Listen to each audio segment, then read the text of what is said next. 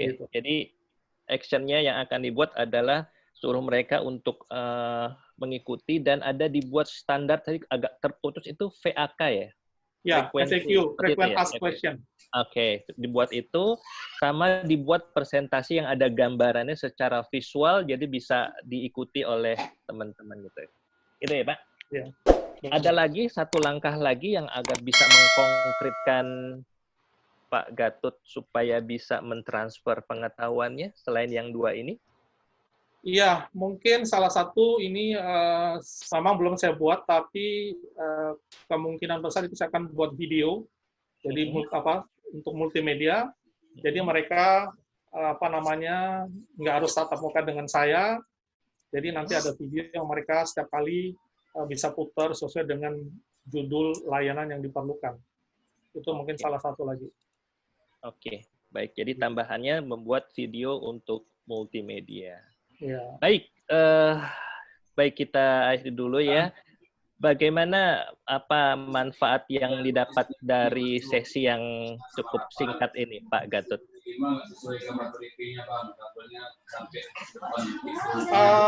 Sesi yang saya dapat dari sini bahwa kita memang harus shifting yang biasanya kalau kita dikasih tahu harus jalankan, tapi kita bagaimana untuk shifting memberikan arahan itu yang pasti dan memberikan mereka cara pikir berbeda itu biar mereka bisa mencapai satu tujuan, kira-kira begitu. Iya. Manfaat bagi Mas Gatot di sesi ini apa manfaatnya? Oh, untuk saya? Ya. Untuk saya mungkin lebih konkretnya adalah mungkin step by step-nya apa yang harus saya lakukan, kira-kira begitu. Jadi mungkin mempertajam bagaimana saya harus bisa coaching teman-teman gitu. Jadi dari sini ini yang saya belajarin gitu. Mungkin ada hal-hal yang saya memang belum pernah tahu atau belum pernah di coaching kepada saya. Nah di sini seperti itu gitu. Oke. Gimana rasanya Mas Gatot setelah ada simple practice ini? Gimana? Sekali lagi ada apa? Gimana rasanya setelah dilakukan sesi simple coaching seperti ini, Mas Gatot? Lebih mempertajam caranya nanti akan bagaimana gitu, gimana saya harus coaching gitu, mempertajam. Oke. Baik, terima kasih Mas Gatot. Aplaus dulu dong buat Pak Gatot nih yang sudah menyediakan waktu sebagai volunteer. Terima kasih ya Pak Gatot. Baik, kita lanjut. Itu adalah simple coaching yang biasa dilakukan coaching. Nah, ini saya lanjutkan dari presentasi saya juga adalah berdasarkan dari saya pada saat saya pertama kali dilakukan coaching ya. Jadi pada saat itu saya di coach oleh coach saya sama pertanyaannya, apa yang Anda inginkan Ali? Kira-kira gitu ya, seperti yang tadi disampaikan ke Pak Gatot. Apa sih yang Anda inginkan gitu loh. Pada saat itu saya menjawab, oh saya ingin menjadi seorang coach seperti itu. Oke, menjadi seorang coach, apa sih yang sebenarnya? Nah, ternyata setelah saya pikir ke depan, yang baru saya alami sekarang ini, ternyata saat itu ada proses yang terjadi di saya. Jadi pada saat itu mungkin coach itu menurut saya sih bermacam-macam ya, beragam pengertian yang beragam gitu ya. Bisa sebagai mentor, sebagai konsultan, sebagai guru, pembimbing dan apa aja gitu loh. Memang pada saat itu oh iya seperti itu seorang coach itu. Tapi pada saatnya ternyata bisa juga seorang coach itu bisa membawa ya atau membimbing seseorang dari posisi yang saat ini menjadi ke saat ke depan akan seperti apa ya itu. Dan yang paling penting ya ternyata pada saat setelah saya pelajari lebih jauh lagi ternyata menjadi coach itu katanya bisa menolong untuk merealisasikan vision menjadi kenyataan. Ya ini mungkinlah salah satu kenyataannya saya kenapa menjadi seorang coach. Kemudian ternyata di sini ada more, yang saya ulang lagi dari yang sesi, saya bilang bahwa proses coaching itu adalah meng-unlock people potensinya supaya dia bisa lebih maksimal kinerjanya dan dia akan menolong dirinya sendiri tanpa ada orang yang mengajari seperti itu ya. Dan ini juga ada dari ICF dan ini sangat penting ya. Jadi proses coaching itu adalah partnering. Jadi seperti tadi saya dengan Mas Gatot itu adalah partnering. Saya coach juga adalah Mas Gatot gitu. Jadi sama-sama ya untuk melihat apa yang bisa dilakukan coach ya. Tadi Mas Gatot ingin menjadi ingin mentransfer pengetahuannya ya pada teman-temannya di dalam satu divisi. Itu adalah memprovok pikirannya sehingga menginspirasi ya. Dengan diinspirasi ini bisa menjadikan personal dan profesional potensialnya jadi bisa lebih baik lagi. Jadi yang penting adalah partnering. Jadi perlu sama-sama untuk membahas apa yang dilakukan saat sesi coaching. Nah, kemudian setelah saya ditanya what do you want, ya, saya ditanya kenapa sih penting banget bagi Ali ingin menjadi seorang coach gitu ya. Nah, kemudian saya bilang, ini saya menjadi seorang coach ternyata ini adalah salah satu saya mengimplementasikan dari perintah Rasulullah SAW salah satunya ya. Apa itu? Saya teringat ada salah satu hadisnya mengatakan bahwa ketika seseorang meninggal, maka seluruh amalannya itu akan putus, ya, kecuali 3 nih. Apa aja? Amal jariah, gitu ya. Kemudian ilmu yang bermanfaat dan anak yang soleh, gitu. Nah, disinilah saya menggarisbawahi ya, saya kasih tanda lingkaran. Inilah mungkin ilmu saya ya, yang saya akan gunakan untuk bisa menolong orang lain. Jadi poinnya bagi saya adalah menjadi seorang coach adalah helping people gitu loh. Nah, sekarang bagaimana nih dengan Anda nih? Nah, saya tanya lagi nih ke teman-teman nih. Oke, seandainya Anda menjadi seorang coach, apa hal penting apa? Boleh bisa sharing. Nah, enggak, silahkan. Silahkan yang lainnya mau sharing, yang bisa mau menjadi coach itu. Oke, silahkan. Silahkan, mangga direct aja. Masis ya? Kayaknya Masis tuh. Oke, Masis. Hal penting apa? Kalau saya tadi adalah helping people ya, salah satunya. Silakan Masis. Mangga Pasis. Yang pasti Pak Ali ya, helping people itu pasti ya, karena itu sangat bermanfaat bagi orang lain ya. Iya. Kedua,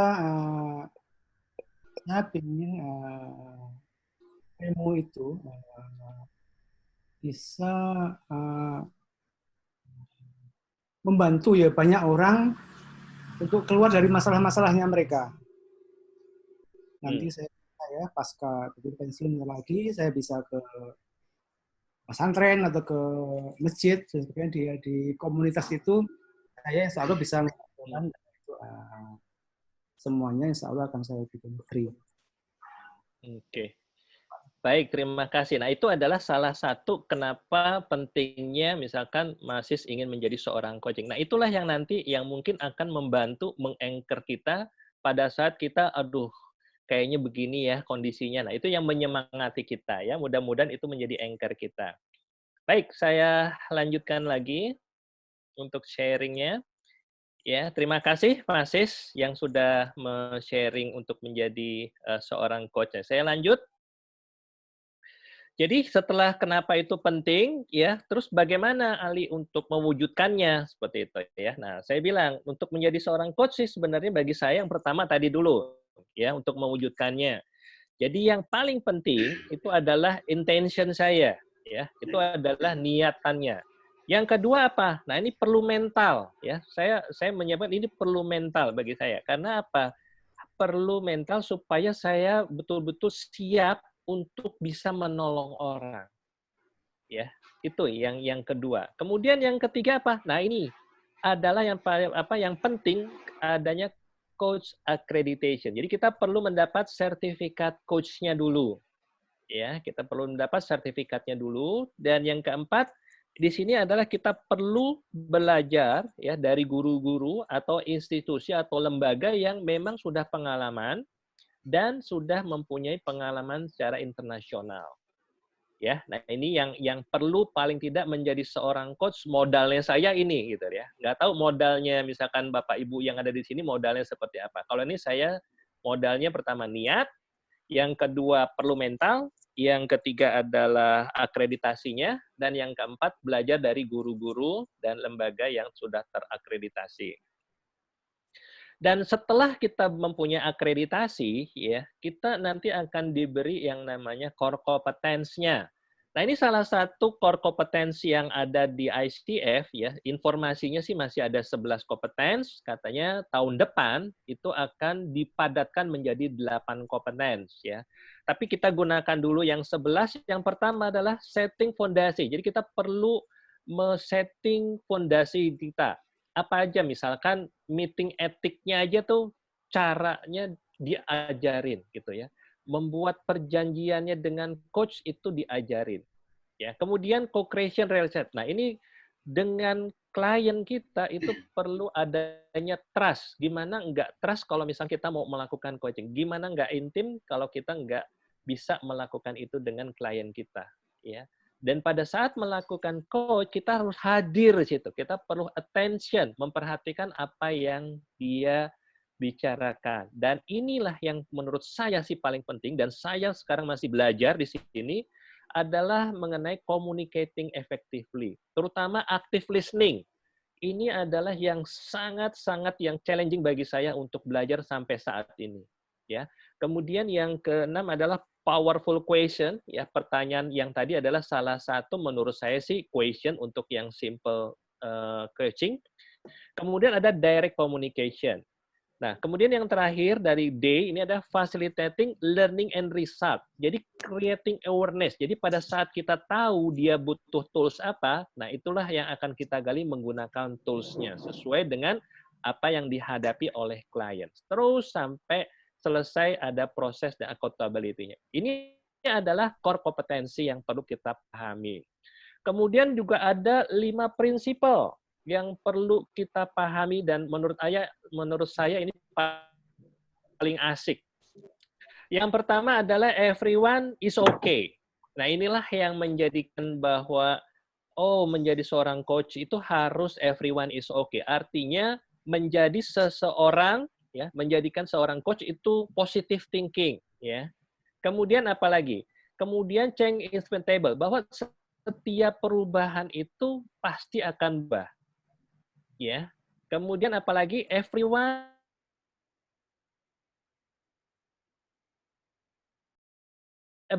ya, dan yang kelima everyone has positive intention.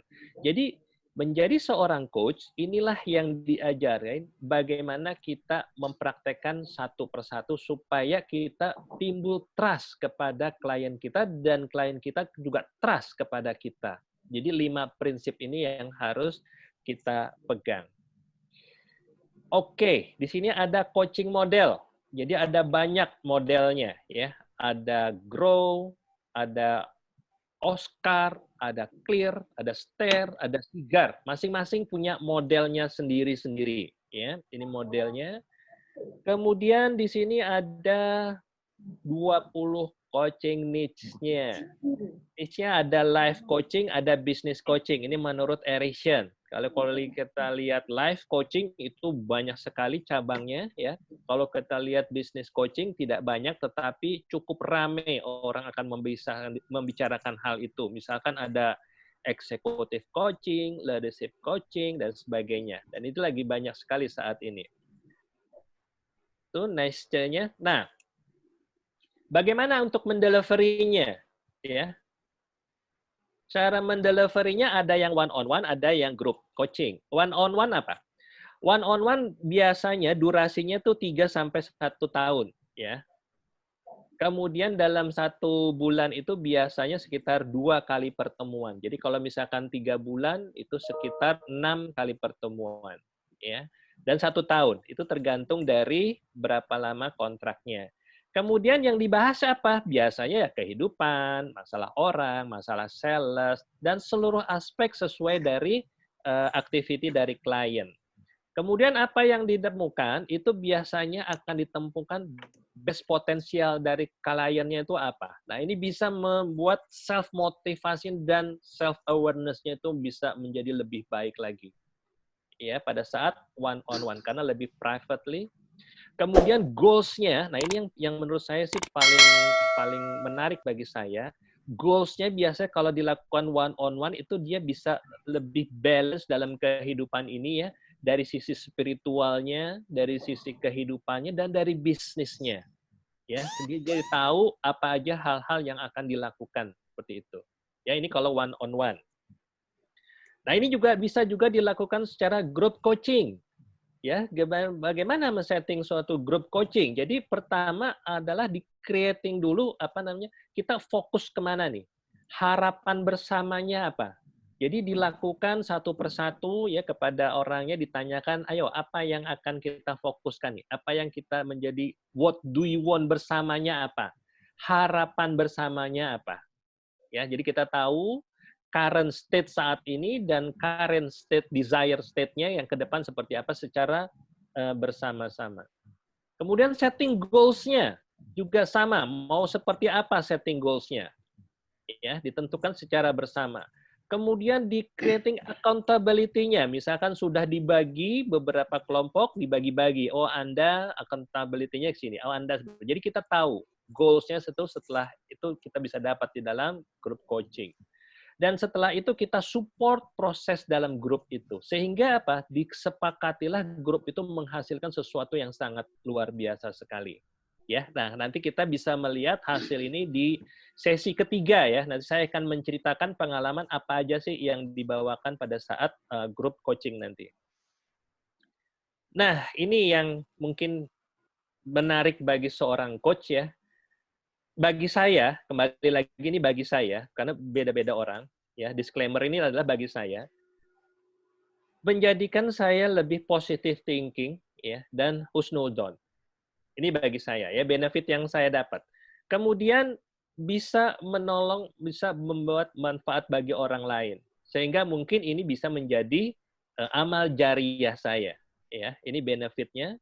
Yang ketiga paling senang deh kira-kira kalau mengatakan terima kasih gitu ya, senyum kliennya gitu, dia mengatakan rasanya lega gitu dan plong, itu paling senang, jadi paling enak kayak gitu ya.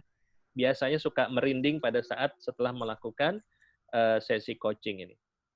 Dan at the end tentunya ada penghargaan yang kita dapat kita setelah melakukan coaching ini ya. Dan itulah pertanyaan kenapa itu yang menjadinya. Dan setelah ditanya yang keempat, apa Pak Ali yang akan Anda lakukan untuk menjadi seorang coach? Nah, inilah kalau tadi menjadi seorang coach yang seperti itu cukup dengan sertifikasi, tapi saya, kunci sukses bagi saya adalah yang pertama tadi ya, intention dulu nih, niat saya apa? Niat saya adalah ingin menolong orang. Ya. Yang kedua, nah ini, mengikuti sertifikat coach internasional ya. Kita ambil aja supaya kita banyak ya mengikuti. Alhamdulillah nih pada saat work from home banyak sekali informasi-informasi mengenai kelas-kelas coaching yang free ya, kita bisa ikut tahu. Kemudian yang ketiga ikut seminar. Nah, ini seminarnya banyak kok. Ada beberapa kali biasanya mereka menemukan menyelenggarakan beberapa kali seminar ya, karena mungkin sekarang kondisi begini mungkin tidak diselenggarakan. Kemudian yang ini, yang paling asik adalah untuk join komunitas coach ya. Nah, ini kita ikut, biasanya kami di Bandung juga ada komunitasnya, di Jakarta juga ada ya, kebetulan karena di Jakarta dan di Bandung tinggalnya. Dan ini kita kadang-kadang minta mentor ya, sama expert yang sudah kita kenal, minta tolong dong, saya di feedback apa aja sih yang perlu saya improve. Dan ini yang menurut saya paling terakhir, yang paling penting adalah praktek, praktek, dan praktek. Nggak ada lagi kata praktek gitu loh. Karena waktu saya tanya kepada guru saya, ternyata dia juga sampai sekarang dia sering praktek. Supaya apa? Supaya nggak lupa sih intinya seperti itu.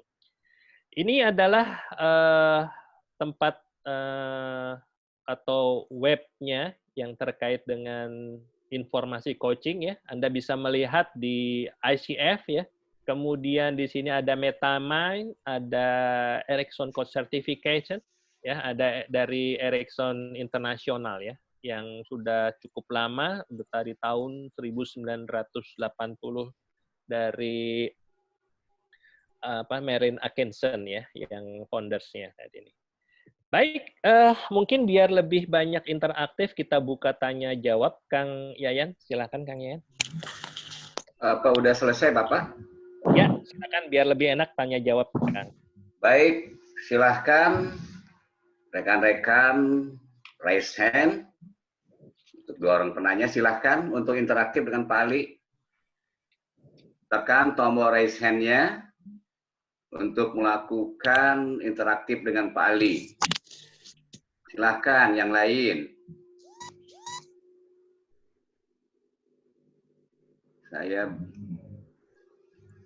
Silahkan melakukan raise hand.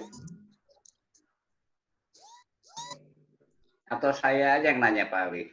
Sementara nunggu yang lain. Ada Bu sudah. Bu Ina ada. Silahkan, Ibu silahkan. Mas Doni dan Bu Ina. Bu Ina dulu, silahkan. Assalamualaikum warahmatullahi wabarakatuh. Waalaikumsalam warahmatullahi wabarakatuh. Ilmunya sangat bermanfaat, Pak. Saya ingin bertanya, bagaimana jika kita sedang melaksanakan tadi yang dihadapi kliennya adalah orang yang levelnya lebih tinggi dari kita dan lebih pengetahuan coachingnya lebih banyak, Pak. Bagaimana Bapak menghandle itu dan bagaimana menggali itu, Pak, mengidentifikasi blind spot-nya itu, Pak. Terima kasih Pak Ali. Assalamualaikum warahmatullahi wabarakatuh. Waalaikumsalam. Wah, pertanyaannya mantap, Bu Ina. Jadi apa tuh namanya, melakukan coaching kepada orang yang lebih pengalaman gitu ya. Tentunya ini punya trik sendiri ya, bukan mengcoaching. Jadi pada saat mengcoaching itu salah satunya kita memang perlu istilahnya everybody is okay ya, menganggap bahwa kita nggak melihat dia apa namanya atasan atau dia lebih pengalaman. Kita biasa aja, diawali dengan gimana kabarnya kayak gitu ya. Kemudian ditanyakan dari sesi apa yang terbaik ingin kita bahas pada sesi ini ya. Kemudian kita punya waktu hanya kurang lebih sekitar 30 menit kayak gitu. Apa yang perlu dibahas nih? Nah, gitu. Itu juga bisa di awal. Kemudian yang kedua, kalau untuk mendapat blind spotnya itu tergantung dari apa? Dari sesi coachingnya, Bu Ina. Jadi baru ketahuan, oh ternyata dia blind spotnya seperti itu, kayak gitu. Jadi blind spot diketemukan setelah dilakukan sesi coaching, kayak gitu. Mungkin itu 2 hal bisa menjawab. Terima kasih Bu Ina. Bagaimana, puas Bu Ina? Baik Kang Ali, ini ada penanya interaktif berikutnya yang sudah raise hand, yaitu Mas Doni ya. Oh iya ya. Mas Doni silahkan. Oke, terima kasih Pak Yayan, Pak Ali. Iya Pak Mas Doni. Ya, saya tertarik dengan Pak Ali tadi, bagaimana Pak Ali eager untuk menjadi seorang coach dengan tujuan jangka panjang yang luar biasa ya Pak Ali ya. Iya. Pertanyaan saya Pak, kalau saya kan mungkin sehari-hari bekerja secara tim dengan anggota saya, dengan teman-teman saya gitu ya. Itu kapan kita perlu melakukan coaching kepada teman atau kepada anggota saya. Jadi gini, yang saya pengen tanyakan ke Pak Ali, sebetulnya apa sih indikasi seorang itu butuh coaching gitu ya? Jadi triggernya apa nih? Kadang saya misalkan ada tim saya kelihatan seperti itu, oh berarti itu udah waktunya di coaching gitu. Atau bisa jadi coaching yang akan kita lakukan ini tidak kentara gitu. Tapi katanya kan juga nggak bisa juga karena yang disampaikan Pak Ali kemarin bahwa untuk coaching ini memang perlu ada sesi khusus gitu. Jadi artinya antara coach dan coachnya itu harus ada kesepakatan waktu dan tujuannya. Mungkin bisa dibantu Pak Ali untuk menjelaskan. Terima kasih. Iya, terima kasih. Wah, ada 3 pertanyaan ini. Kapan dan untuk men-triggernya apa dan bagaimana melakukan coaching pada saat lagi santai gitu ya Pak. Jadi gini, kapan kita melakukan coaching ya? Kalau kita melihat banyak anak buah. Kalau yang kapan kita melakukan coaching itu kemarin sudah saya sampaikan, memang perlu waktu khusus ya. Jadi kita jadwalkan ya. Saya kasih tahu perlu dijadwalkan supaya klien kita itu tidak kaget gitu. Biasanya budaya di kita ini masih ada budaya kalau dipanggil oleh atasan, wah apa salah gue ya? Mau diapain ya gue? Nah, seperti itu ya, masih ada seperti itu. Makanya perlu dijelaskan dan perlu dijadwalkan. Itu agendanya jelas bahwa akan dilakukan coaching. Kemudian yang kedua, yang men-triggernya apa? Biasanya kalau kita mau melakukan coaching, kita melihat ada suatu hal performance-nya aja, lihat.